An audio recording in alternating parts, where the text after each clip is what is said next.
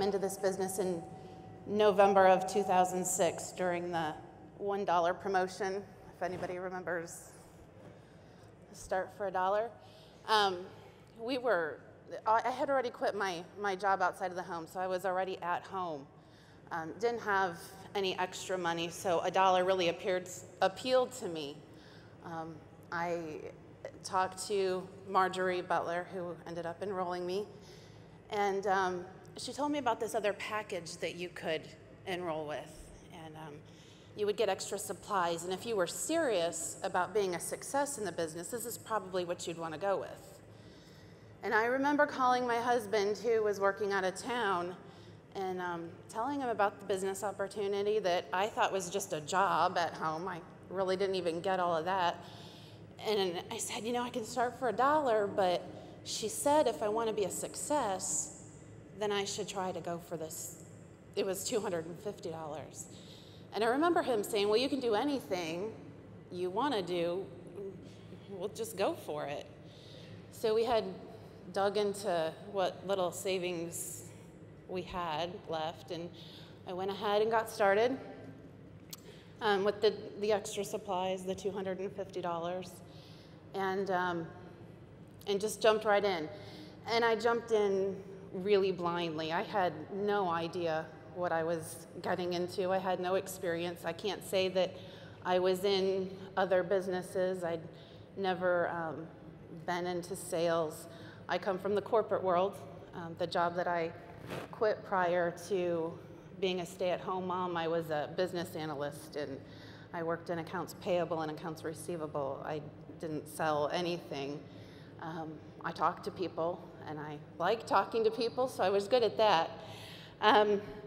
But I quit my job because I was tired of taking my daughter to daycare.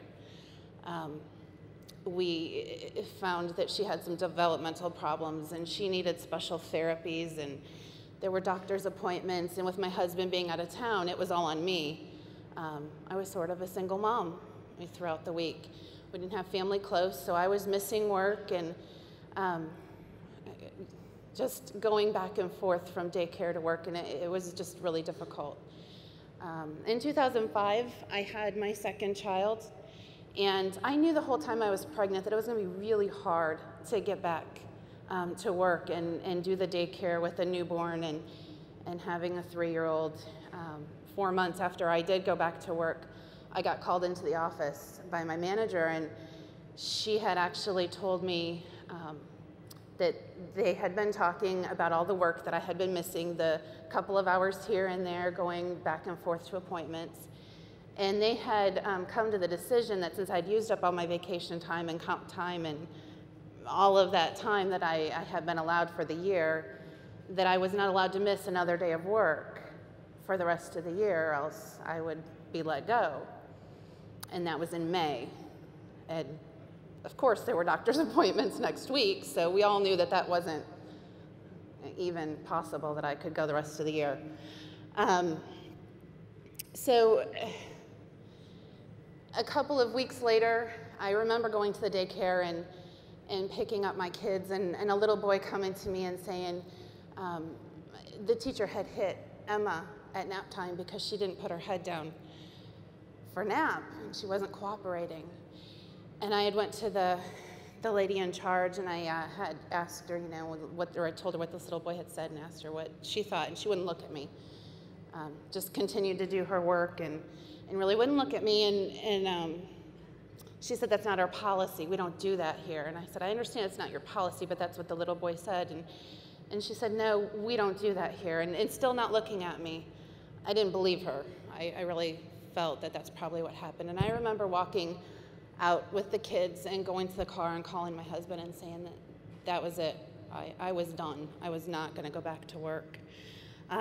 So that's how I quit. I quit my job without a plan B. They didn't have to let me go. That was it. My kids are my biggest why. Emma is 7, Max is 3, and Alyssa is now 2. And they're the entire reason why I work this business so hard. I want to make sure that they never have to feel financial struggles like we have felt. I never want them to see what that's like. I had said my husband worked out of town when I started the business. He quit that company so that he could work at an in-town job where they didn't have to travel.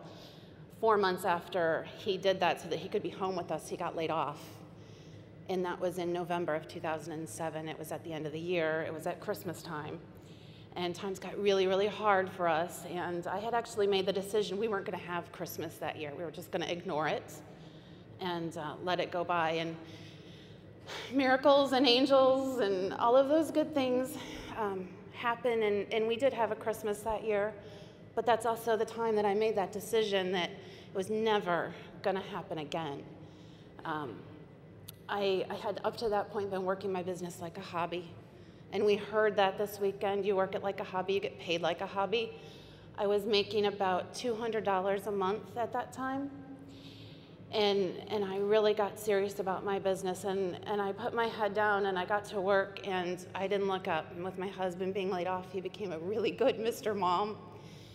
He's a really great cook, and he even cleans the house and takes care of all of that stuff while I was ferociously working the business and growing my paycheck. And I remember Kelly Fuller calling me one day and saying, you know what, Christina, I know you don't see it yet, but you'll be a national sales director. I see you at $100,000 a year.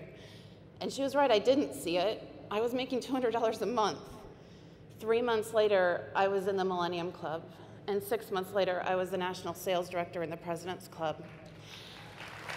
And I didn't see it. It was your belief in me that put me here.